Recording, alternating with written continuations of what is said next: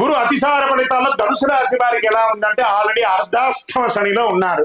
Okay, గురు గమన ప్రారంభం 18 తారీఖున అవుతుంది. కర్కాటక రాశి ఉచ్చస్థాయి. ధనుసు రాశి వారికి 8వ ఇల్లు ఆయుర్భావం మీద కూర్చొని ఉంటుంది.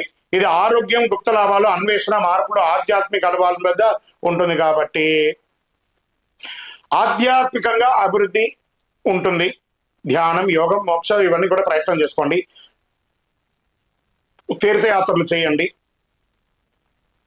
పాత పెట్టుబడుల ద్వారా కాస్త లాభం వచ్చే అవకాశాలు ఉన్నాయి. మిశ్రమంగా పొందుతారు.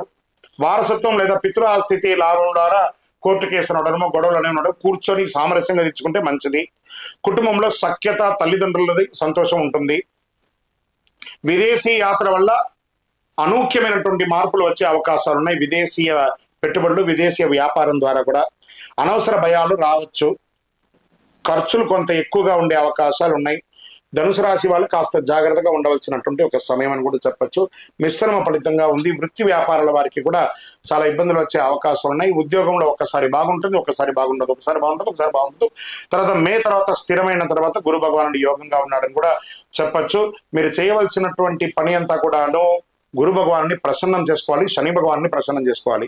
ఎందుకంటే అర్ధాష్టమ శని నడుస్తుంది, గురు భగవానుడు కూడా ఉన్నారు కాబట్టి మీరు ఏం చేస్తారంటే ఆ గురు భగవాన్ని ప్రార్థన చేసుకుంటూ దేవాలయానికి వెళ్ళి ప్రదక్షిణం చేయండి. ఒక 16 ప్రదక్షిణాలు చేయండి.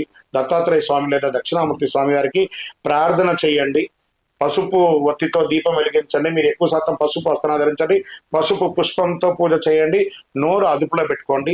సమాజంలో ఎవరితోనైనా మాట్లాడేటప్పుడు, వాహనం నడిపేటప్పుడు, షూరిటీ సంతకాలు పెట్టేటప్పుడు చాలా జాగ్రత్తగా ఆలోచించి 1కి 4 సార్లు ఆలోచించి పెట్టండి.